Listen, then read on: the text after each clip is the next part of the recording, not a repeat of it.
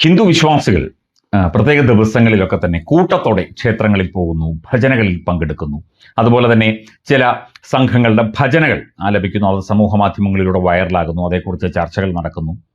ക്ഷേത്രങ്ങളുമായി ബന്ധപ്പെട്ട ഉത്സവങ്ങളുടെ കാര്യങ്ങൾ, പ്രത്യേകതകളുടെ കാര്യങ്ങളൊക്കെ തന്നെ ഇപ്പോൾ സമൂഹ മാധ്യമത്തിൽ ചർച്ചയാകുന്നു. ഇത് ഒട്ടും പിടിക്കാത്ത ചില ആളുകൾ ഉണ്ട്. അതായത് ഇത്തരത്തിൽ ഒരു കൂട്ടായ്മ ഹൈന്ദവ വിശ്വാസികൾക്കിടയിൽ രൂപപ്പെട്ടാൽ തങ്ങൾ ഉദ്ദേശിച്ച കാര്യമൊന്നും നടക്കില്ല എന്നത് CPM-കാർക്ക്, Communist Party of India Marxist എന്ന പ്രസ്ഥാനത്തിനും അതിൻ്റെ കൂടെ നിൽക്കുന്നവർക്കും ഒക്കെ തന്നെ അറിയാം. അതുകൊണ്ട് ഹൈന്ദവ വിശ്വാസങ്ങളുടെ ഒപ്പമൊക്കെ ഈ അയ്യപ്പ സംഗമം ഒക്കെ നടത്തി നിന്നു. അത് വോട്ട് കിട്ടാൻ വേണ്ടിയാണ്.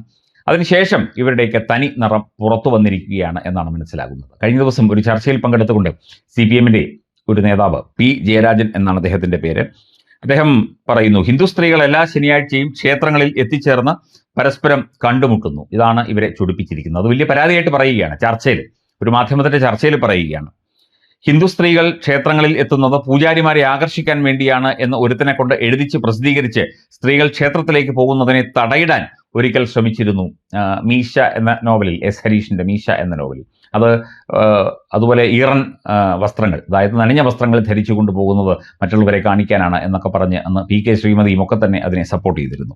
ഓരോ പ്രദേശത്തെയും ക്ഷേത്രങ്ങളിൽ ശനിയാഴ്ച തോറും ഹിന്ദു സ്ത്രീകൾ ഒത്തൊരുമിക്കുകയും കൂട്ടപ്രാർത്ഥന നടത്തുകയും അവിടെ എത്തുന്നവർക്ക് 3 നേരം ഭക്ഷണം നൽകുകയും അവർക്ക് ചുരുങ്ങിയ ചെലവിൽ അകലെയുള്ള ക്ഷേത്രങ്ങളിലേക്ക് പോകാനുള്ള സൗകര്യങ്ങൾ ഒരുക്കപ്പെടുകയും ചെയ്യുന്നുണ്ട്. ഇതൊക്കെ P. ജയരാജനും ചില മാധ്യമ ഹിജടകൾക്കും സഹിക്കുന്നില്ല.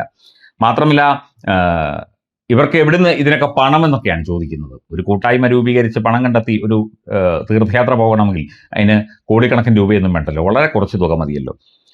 എവിടുന്നാണ് പണം എന്നുള്ളതാണ്. കോടിക്കണക്കിന് രൂപ ചെലവഴിച്ചുകൊണ്ട് നിർമ്മിക്കുന്ന മറ്റ് മതങ്ങളുടെ ഏതെങ്കിലും ഒരു കാര്യം, ഇപ്പം ഒരു ക്രിസ്ത്യൻ പള്ളിയാണെങ്കിലും മുസ്ലിം പള്ളിയാണെങ്കിലും അവരുടെ ആരാധനാക്രമമാണെങ്കിലും അത് എത്ര കോടി ചെലവഴിച്ചാലും ഇവരാരും മിണ്ടില്ല.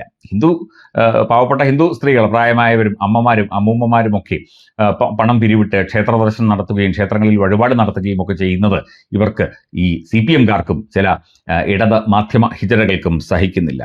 ഇത്തരം കൂട്ടായ്മകളിലൂടെ രാഷ്ട്രീയ ചേരിതിരിവുകൾ ഉണ്ടാകും അത്രേ, അങ്ങനെയാണ് അവർ പറയുന്നത്. എല്ലാ വെള്ളിയാഴ്ചകളിലും കൂട്ടത്തോടെ ഒത്തൊരുമിച്ചാൽ, ഈ മുസ്ലിം ജുമാ നമസ്കാരത്തിനൊക്കെ ഒരുമിച്ചാൽ അത് മതനിരപേക്ഷത. ഞായറാഴ്ചകളിൽ ക്രിസ്തീയ വിശ്വാസികൾ പള്ളിയിൽ പ്രാർത്ഥനയ്ക്കായി പോകുന്നത് അതും മതനിരപേക്ഷത. ഇവിടെ ശനിയാഴ്ചയായാലും തിങ്കളാഴ്ചയായാലും ഹൈന്ദവർ സ്ത്രീകളായാലും പുരുഷന്മാരായാലും ക്ഷേത്രത്തിൽ ഒത്തുകൂടുകയും ക്ഷേത്രവുമായി ബന്ധപ്പെട്ട കാര്യങ്ങൾ, ഭക്തിയുടെ കാര്യങ്ങൾ, യാത്രകൾ, തീർത്ഥയാത്രകൾ, പ്രാർത്ഥനകൾ ഒക്കെ നടത്തുന്നതാണ് മതനിരപേക്ഷമല്ലാത്തത് എന്ന് CPM കരുതുന്നു എന്നുള്ളതാണ്. അപ്പം CPM-ന്റെ തനിക്കുണം തന്നെയാണ്, അല്ലെങ്കിൽ അവരുടെ മനസ്സിലിരിപ്പ് തന്നെയാണ് P. ജയരാജൻ കഴിഞ്ഞ ദിവസത്തെ ഒരു ചർച്ചയിൽ തുറന്നു പറഞ്ഞത്. അതങ്ങനെ തന്നെയാണ്. എന്നും ഹൈന്ദവരുടെ ആ ഒരു സഹിഷ്ണുത മുതലെടുത്തുകൊണ്ട് അവരെ ഇത്തരത്തിൽ അപമാനിക്കുകയും അവഹേളിക്കുകയും ക്ഷേത്രങ്ങളെ ദുരിതത്തിലാക്കുകയും ക്ഷേത്രങ്ങൾക്കെതിരെ പ്രസ്താവനകൾ നടത്തുകയും ക്ഷേത്രങ്ങൾ കൊള്ളയടിക്കുകയും ഒക്കെ ചെയ്യുന്ന ആളുകൾക്ക് ഇവിടെ ഹൈന്ദവർ ഒന്നൊത്തൊരുമിച്ചാൽ, അല്ലെങ്കിൽ അവരൊരു ക്ഷേത്രത്തിൽ പോയാൽ, അവരൊരു ഭജനയിൽ പങ്കെടുത്താൽ, അവരൊരു തീർത്ഥയാത്ര പോയാൽ ഒക്കെ തന്നെ സഹിക്കില്ല. ഇതാണ് CPM-ന്റെ ഈ നെറികെട്ട രാഷ്ട്രീയം. അതിനുള്ള മറുപടിയാണ് ജനങ്ങൾ നൽകിയത്. എന്നിട്ടും ഇവരാരും ഒന്നും പഠിച്ചിട്ടില്ല എന്നതാണ് മറ്റൊരു കാര്യം.